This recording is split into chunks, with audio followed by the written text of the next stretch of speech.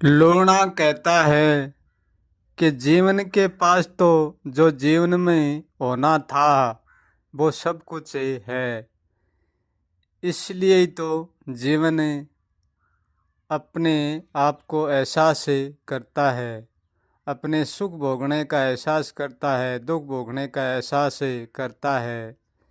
जीवन होने को कुछ दिखा सकता है, होने के लिए कुछ सिद्ध कर सकता है, एहसास करके बता सकता है। इसलिए जीवन है। इस आधार पर जीवन को मानना पड़ता है कि जीवन है, क्योंकि जीवन दिखता भी है और एहसास भी होता है। इसलिए जीवन दिखता है, चाहे सच है चाहे ये झूठ है, परंतु ये है, इसलिए इसको मानना पड़ता है। परंतु मुक्ति को किस आधार पर माने और परलोक को किस आधार पर माने? परलोक को जब माना जाता है कि व्यक्ति इस लोक को छोड़कर दूसरे लोक में राज करता है, तब परलोक को माना जाता है। परंतु यहाँ जन्म लेने वाला व्यक्ति प्रकृति और जीवन की सत्ता से बनता है और यहीं मिट जाता है। जिस चीज़ को सिद्ध भी किया जाता है और माना भी जाता है, उस चीज़ को ही हम यहाँ मानते हैं। जिस चीज़ की बात भी होती है और वह चीज़ बातों में सिद्ध भी होती है, वह ही मानने योग्य होती है। जिस बात को सिद्ध करने में कुछ नहीं मिलता है, वो बात केवल करने योग्य तो होती है, परंतु वह मानने योग्य नहीं होती है। यदि जीवन अपना ग्रंथ लिखकर मुक्ति के हाथ में पकड़ा देता है, तो मुक्ति अपना ग्रंथ लिखकर जीवन के हाथ में क्यों नहीं पकड़ाती?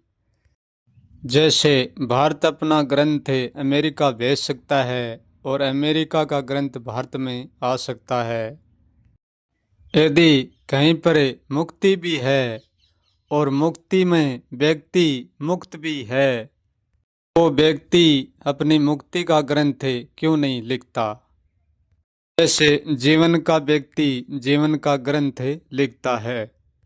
परंतु सच तो ये है कि जीवन का ग्रंथ सबके सामने है। मुक्ति का ग्रंथ आज तक किसी ने लाकर दिखाया नहीं, किसी ने आकर बताया नहीं। जो भी पुरुष मुक्त हुआ है, वो जीवन में आकर, मुक्ति से जीवन में आकर आज तक किसी ने नहीं कहा है कि देखो मैंने मुक्ति का ग्रंथ लिखा है और मैं तुम्हें जीवन में सौंपता हूँ और तुम इस ग्रंथ को पढ़ के मेरे पास आ जाना। ऐसा आज तक मुक्त पुरुष ने नहीं किया है, ना मुक्ति ने किया है। यदि मुक्ति में सुख है तो मुक्ति कभी सुख भी नहीं आकर बताती है, यदि दुख है तो दुख भी नहीं बताती है, क्योंकि सुख दुख के आधार पर ही जीवन को माना जाता है। यदि मुक्ति में सुख और दुख ही, तो फिर जीवन में मुक्ति में कोई फर्क नहीं है।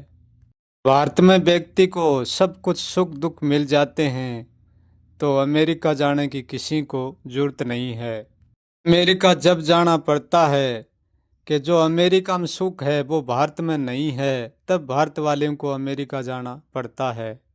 ऐसा तो मुक्ति में है नहीं, क्योंकि मुक्ति आकर सिद्ध नहीं करती है। सिद्ध नहीं करती है तो किस आधार पर मानी जा सकती है मुक्ति? और फिर मुक्ति में सुख और दुख भी नहीं है, तो फिर मुक्ति में है क्या?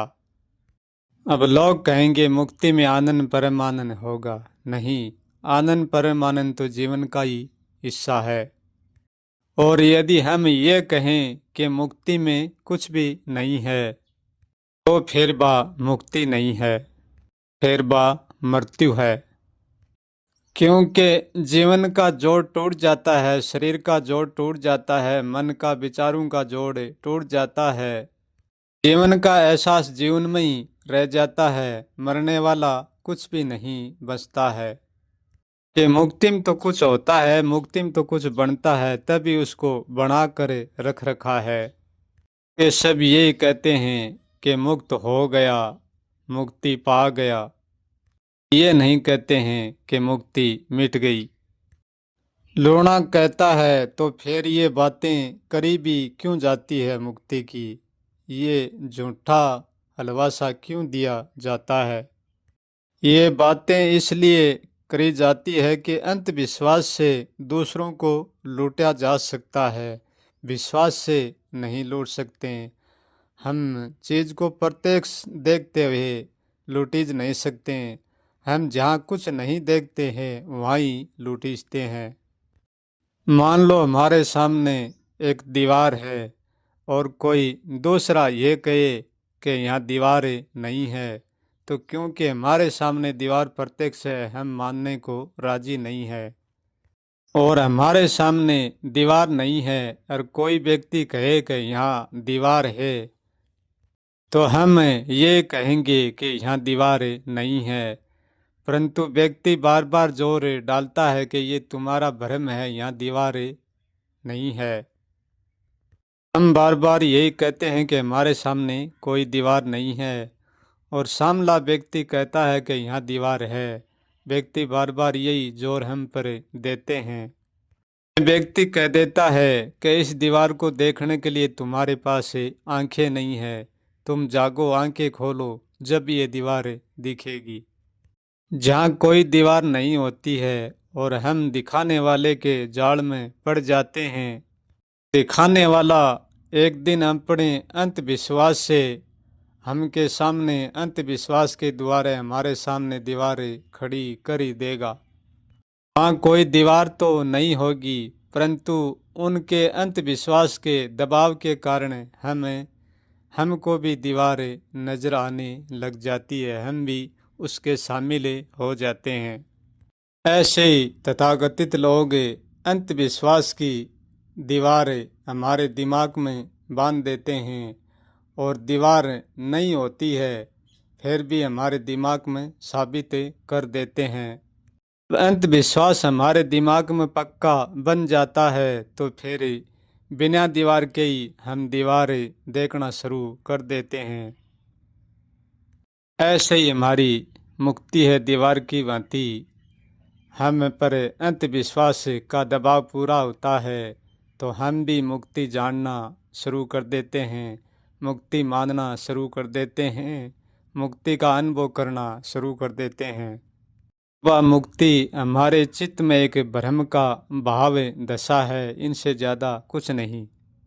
के तथागतित लोगों ने हमारे चित्त को अंधा कर दिया है मुक्ति देखने के लिए और मुक्ति मानने के लिए, पाने के लिए। लोग अंधविश्वास में इतना गिर जाते हैं, अंधविश्वास के अलावा और कुछ विश्वास दिखता ही नहीं है।